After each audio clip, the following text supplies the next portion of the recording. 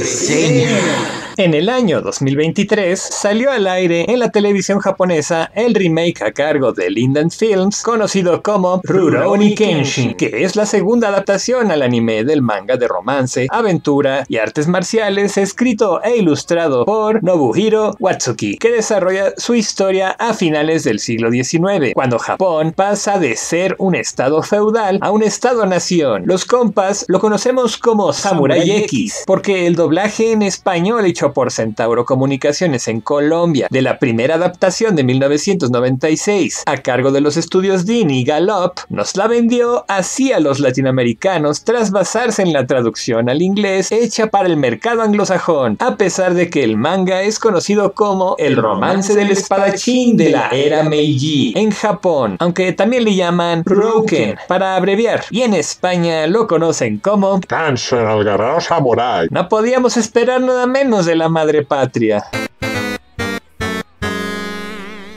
Para tales efectos, debemos considerar que Himura es un campesino entrenado en el arte de la espada y no un samurái, porque no pertenece a esa clase social. No puede dejar de ser campesino para convertirse en un samurái porque no se permitía en esa época cambiar de clase social, y no es hijo de un samurái sino de un campesino. La obra audiovisual posicionó en los 90s al manga como un clásico instantáneo, y si bien su autor ha sido sujeto a controversias y la secuela de esta serie está en hiatus indefinido, eso no quita que la historia es buena y que tanto el manga como el anime que lo adaptó originalmente son excelentes recomendaciones para cualquiera que desee ver un shounen o conocer el medio de las monas chinas tetonas diabólicas. ¡Hola, enfermera! El anime clásico no adaptó el manga por completo, nos dio arcos de relleno malos y modificó la manera en la que se contaba la historia en el material de origen durante el desarrollo de varios arcos antes de la pelea con Makoto Shishi. La encomienda de terminar la historia la retoma el remake desde el principio bajo la premisa de ser más fiel al manga. Los cambios no eran malos porque le daban tintes cómicos a los personajes, pero les restaba profundidad. ¡Mírelo! ¡La humanidad! ¡La rabia! ¡El dolor! Sí, lo veo muy bien. Bienvenidos, magos guerreros Y otaku seguidores del anime, el manga y las novelas ligeras japonesas. Soy su anfitrión, Alistair Hyde, y me acompañan su coanfitrión, Harvey Jekyll, y nuestro invitado, Shadow Hake. Saludos, magos guerreros. Si les gusta el video, no se olviden de suscribirse, tocar la campana de notificaciones, dar like, comentar y compartir. Eso nos ayuda a elegir los temas. Gracias por todo su apoyo. Comencemos con lo positivo de una buena vez. Lo bueno.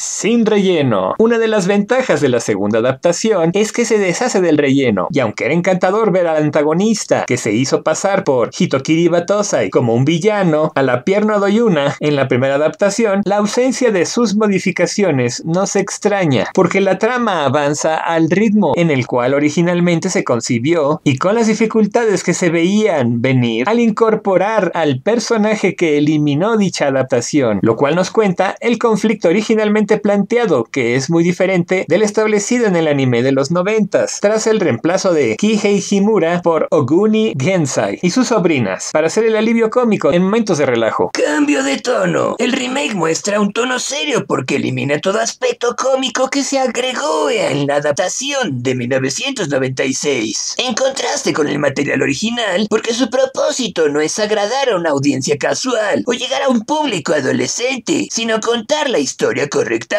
bajo una perspectiva más madura, que cambia el aura de los personajes. Esto afecta positivamente el cómo se cuenta la historia, porque le quita los aspectos caricaturescos y paródicos de la adaptación de 1996, que era para niños, para guiar a la audiencia hacia el contenido que es relevante en la obra. Sobre todo si consideras que el primer intento pintaba a Kenshin como un simplón, mientras que el segundo refleja el fuerte carácter carácter y el complejo perfil psicológico del personaje a plenitud. Animación y secuencias en peleas con precisiones. Si comparamos el remake de 2023 con la adaptación de 1996, vemos claramente que la tecnología ha mejorado la calidad del trabajo que se puede realizar gracias a que Linden Films ha sido consistente en calidad de los episodios, lo cual se nota por ejemplo en la pelea con Gine por la velocidad y fluidez que muestra efectivamente el poder de Himura y la ferocidad de su oponente. Además, el hecho de que Tsunan Tsukioka oculte sus bombas en el piso en lugar de un armario resulta preciso para la época en la que se desarrollan los eventos, lo cual, aunque no sucede así en el manga, brinda coherencia a la situación, porque en aquel tiempo conseguir un mueble de esa naturaleza era un lujo al que solo tenía acceso la gente adinerada. Ahora bien, no todo es malo en la adaptación de 1996, porque los cambios de ritmo en su animación, la cinematografía, dirección artística y ángulos caprichosos en momentos clave le hicieron subsanar sus carencias, incluso sobresalir por encima del remake de 2023, que en comparación se ve más plano por su perspectiva en dos dimensiones, como por ejemplo el momento en el cual Kenshin y Kaoru se despiden o el momento en el que Kenshin deja Kyoto, lo cual te permite percibir la tensión que experimentan los personajes. Rayuta. La saga de Rayuta, aquel espadachín que en el anime clásico quería ser un país de puros samuráis donde solo triunfaría el más fuerte, era en verdad una historia divertida de ver y con muchas luchas, pero no tenía nada que ver con el manga. El arco original es más corto porque su función es ser una transición entre eventos, lo cual no quita al personaje lo memorable que es. Rayuta es un ejemplo de aquella nostalgia por un pasado violento que rechaza tajantemente Kenshin al ser un vagabundo, o Rurouni, que se defiende y pelea por los demás sin matar a sus oponentes en el proceso. Rayuta como sombra representa una solución falsa al conflicto interno de Kenshin, quien en ese momento rechaza a Hitokiri Batosai de su pasado y prefiere la nueva perspectiva bajo la cual se enseña el kendo como arte marcial. Lo anterior se acentúa al momento en el que se descubre que Rayuta solo buscaba dinero y nunca ha matado a una persona, a diferencia del anime clásico donde volverlo asesino solo complicó su desarrollo por lo irreal que era su plan y lo obvio que resultaba que fracasaría al final porque había demasiadas variables que no estaba tomando en consideración. En el remake nos encontramos con un Rayuta más centrado, a pesar de que es un purista de la espada en apariencia, alguien que ha romantizado el uso clásico de la espada y niega las nuevas formas en que el kendo se practica para hacerlo más seguro. Según él, se ha desvirtuado su naturaleza y es necesario quejarse al respecto, cual viudo del toreo de cuatro caminos que añoran el ring de cemento que actúa por ignorancia. Esta encarnación, al ser fiel al manga, resulta positiva porque no romantiza ni trivializa la idea de que matar personas para obtener lo que se desea es un delito, una conducta desdeñable moralmente y un acto que afectaría psicológicamente a cualquiera. Finalmente, muestra cómo Rayuta solo puede culparse a sí mismo respecto a su tosudez y exaltación de una imagen exagerada del pasado, por su incapacidad de enfocar su potencial correctamente para desarrollar sus habilidades en el kendo y posiblemente superar al propio Kenshin. Esto es otro ejemplo de cómo el contenido original del remake de 2023 aporta una nueva interpretación que brinda coherencia con detalles adicionales al manga, mientras que la adaptación de 1996 hace cambios que convierten al arco en un relleno. Episodio 0. No, esto no tiene nada que ver con el manga de Caballeros del Zodiaco, Episodio 0. Pero el punto es que hay un manga que se publicó en 2012 a manera de precuela, conocido como Acto 0, Restauración, que relata un arco cuyo contenido revela que estaba haciendo Kenshin 5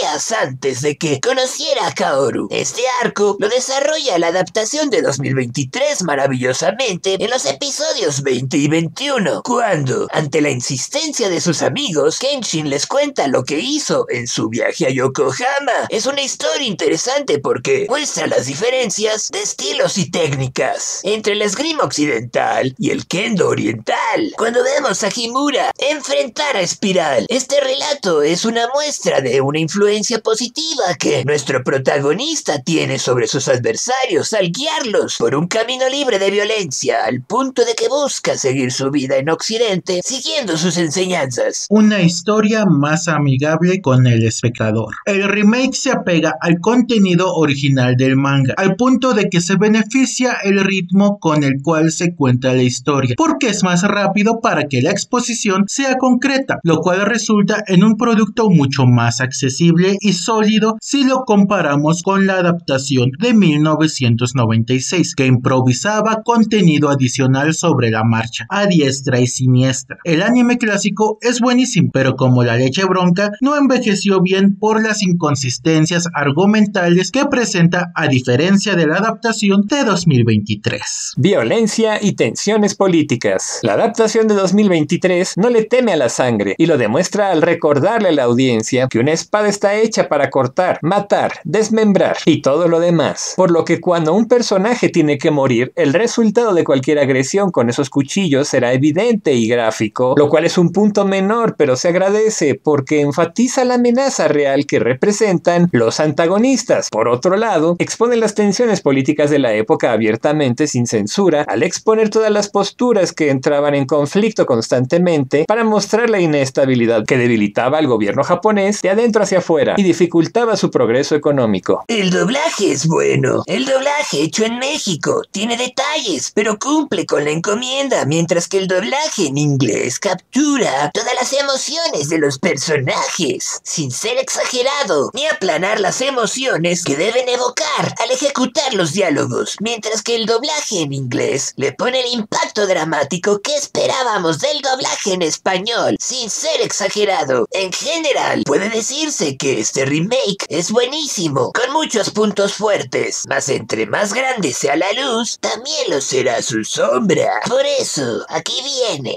lo malo. お味噌とお塩とお米とお醤油、それとお酢もね。やっぱり行くでござるよ。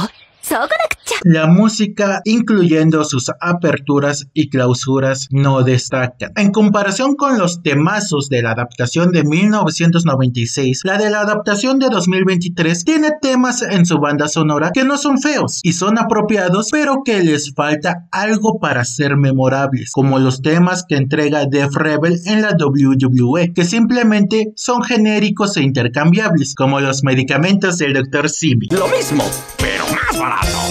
Esto es una lástima porque le ha restado sabor y sentimiento a las escenas fuertes que necesitan ser acompañadas por la música para que te pegue en el corazón y a la audiencia el momento en concreto, lo cual hizo maravillas en el anime clásico de Caballeros del Zodiaco. Rostros poco expresivos. Independientemente del tono, algo que se perdió de la adaptación de 1996 en comparación con la de 2023 fue la variedad de expresiones faciales y el despliegue de emociones tan variado que tenían los personajes, lo cual para la audiencia se tradujo en una reducción en el impacto de los momentos cruciales que desarrollan los vínculos afectivos dentro del elenco principal. Esto curiosamente funcionó maravillosamente en el remake de Ranma y medio, del cual tenemos no uno, sino 2 lindos videos en el canal, para que los verifiquen cuando puedan. Lo anterior le resta energía al desarrollo de la trama para solo ver que los eventos ocurran por la inercia, porque a pesar de que esto no es una comedia, la adaptación tiene la responsabilidad de comunicar claramente a su audiencia las emociones de sus personajes, aunque para ello deba exagerar de vez en cuando. Kaoru inexistente. Mientras veíamos el remake en diversas sagas más allá de la primera, notamos que Kaoru no era tan importante como lo hizo ver la adaptación de 1996. En el anime clásico, durante la saga de los Oniwabanshu, Kaoru tenía un rol participativo, incluso en el clímax del conflicto, pero aquí no hizo nada más que esperar en su casa a los muchachos y tener fe en que lograrán lo que se propone. Del mismo modo, en la saga de Rayuta no hizo tanto, ni se ve tanto de su vida, haciendo que el rol de Kaoru apenas se pueda calificar como secundario, si no es que terciario. Lo anterior se acentúa más en el arco del incidente de Kioto, porque Misao no solo toma su rol, sino que lo interpreta mejor a pesar de que su corazón le pertenece a Aoshi. Personajes agotados. Durante el disturbio o incendio de Kioto, los personajes pierden su frescura e interés porque parece que Yahiko y Kaoru se vuelven terciarios para ceder su espacio a Misao Makimachi e incluso a Eiji Mishima, como si su desarrollo se hubiera interrumpido y solo están ahí porque ya son personajes consolidados. El enfoque se siente un poco desatinado porque la adaptación de 1996 nos presentaba un mundo con personajes que buscan continuar con sus vidas y mejorarlas a pesar de los conflictos internos y la amenaza externa que acoge a la situación económica de su país. En ese sentido, preferí ver a Sanosuke y Hajime Saito jugar a los detectives en Kioto para saber los planes del villano, que ver otra vez a Kenshin cuestionarse si debe seguir siendo un vagabundo o regresar a ser un asesino y llamarse otra vez el Hitokiri Batosai el Destajador. Lo anterior es una lástima porque se nota que Watsuki intentó hacer interesante a nuestro protagonista una vez más, con todo lo de la espada de filo invertido y el darle nuevas habilidades durante su entrenamiento para ser más competitivo. Aunque sí se nota el cambio en la estrategia y las acciones de Himura, el remake falla en darle peso a los momentos icónicos que dan fuerza a los cambios que nuestro protagonista debe hacer, porque simplemente no sabe cómo exponerlos para que tenga ese sabor que va más allá de usar una buena animación. A continuación, vamos con lo que ni nos va ni nos viene, como el hecho de que se tradujo Sankbakuto como espada sin filo, cuando en realidad es espada de filo invertido. O sea,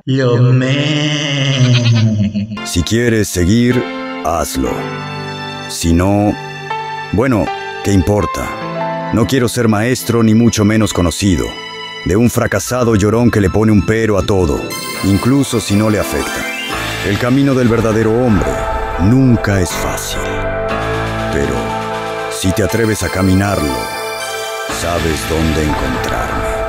Nos vemos en el mundo real. Personajes de la vida real y la ficción. Varios personajes del manga están basados en figuras históricas de la vida real, como Hensai Kawakami, que es el Hitokiri en el que se inspiró el autor para crear a Himura, nuestro protagonista, mientras que Soujiro Z está basado en Okita Souji, hasta en la frialdad de la personalidad que lo caracterizaba. Y otros ejemplos como Makoto Shishio, Hajime Saito, Sanosuke Sagara, Aoshi Shinomori, Toshimisho Kubo y Aritomo Yaragata son casi copias al carbón. Autor funado. No, eso no. Los magos guerreros somos firmes creyentes de que lo importante es disfrutar una buena historia. Ya lleguemos a lo bueno. Si fuiste uno de los que disfrutó una y otra vez el anime clásico en su transmisión en Cartoon Network o lo viste en Netflix y te encantó, puede que te desespere si recuerdas lo que pasó con precisión al volver a ver lo mismo otra vez. Esto no es ni bueno ni malo, es solo un deseo ferviente por avanzar más allá de donde se quedó la adaptación de 1996 para llegar a momentos emocionantes e icónicos con grandes combates que rivalizan con lo visto en el conflicto con Shishio y las 10 espadas. Secuela en Hayatus. El arco de Hokkaido es una secuela que se desarrolla en el año 1883 con un Kenshin más viejo que le pasa la antorcha del protagonismo a tres nuevos personajes que salieron en historias cortas. Estos son un nuevo alumno de la escuela Kamiya Kashin llamado Inoue Aran, que es un rubio mitad occidental que vive en la parte de Japón con influencias culturales de ahí. Hasegawa Ashitaro, quien tiene entre sus posesiones la espada Mugenjin de la hoja infinita, que le perteneció originalmente a Makoto Shishio, y se une al grupo de Kenshin para demostrarse que el ser etiquetado como el chico malo lo volverá el chico del mañana tras su redención. Y Kubota Asahi, una huérfana de guerra acogida por el grupo Aminobu, que se ha convertido en un grupo de mercenarios y que es otra alumna en la escuela Kamiya Kashin. En este material, Kenshin y compañía tienen arcos argumentales a desarrollar, solo que su rol como personajes secundarios es de mentores de los protagonistas. Sin embargo, esta publicación ha entrado en hiatus de manera indefinida, que es como convertirse en un gato de Schrödinger, porque es como si el manga estuviera cancelado, pero a la vez no lo está. ¿Qué pasará con Enishi? Al momento en el cual escribimos este guión, grabamos el audio y editamos el video que están viendo, aún no sabemos si el remake cubrirá el único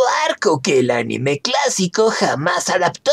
Nos referimos a la saga de Enishi, que cubre el pasado de Kenshin como Hitokiri Batosai, lo cual es una deuda pendiente que sinceramente esperemos se pague pronto. Live Action. Rurouni Kenshin tiene una serie de películas live action que pueden ver en Netflix y que adaptan todo el manga, obviamente resumiendo muchas cosas, como unir el primer y segundo arco y eliminando el arco de Rei Yuta, pero adapta todo el manga a su manera, siendo al momento la única adaptación que lo ha logrado satisfactoriamente, incluyendo el arco de Enishi, por lo que se considera la única versión disponible de esta parte de la historia hasta el momento. Para conmemorar su estreno, Watsuki sacó un spin-off de precuela que explica el origen de Makoto Shishio y el Yupon Gatana, antes de que se desarrollara la historia principal. Hombres X y videojuegos. Nobuhiro Watsuki se inspiró en diversos videojuegos y cómics para crear los diseños de sus personajes. Por ejemplo, los diseños de Jinei Gyotoko, Kamatsu Arundo, Kuyanami, Umeu Yatsume y Reiyuta tienen muchas similitudes con los de Gambit, The Blob, Omega Red, Apocalypse y Wolverine de los Hombres X, así como Venom y Carnage del Hombre Araña y Akuma de Street Fighter, respectivamente. Conflictos históricos. Watsuki comentó que cuando el tiraje del manga se publicaba, recibía correos de aficionados de la historia japonesa que le proporcionaban información para hacer correcciones sobre cómo desarrollaba algunos acontecimientos, o que incluso proponían darle alguna inclinación política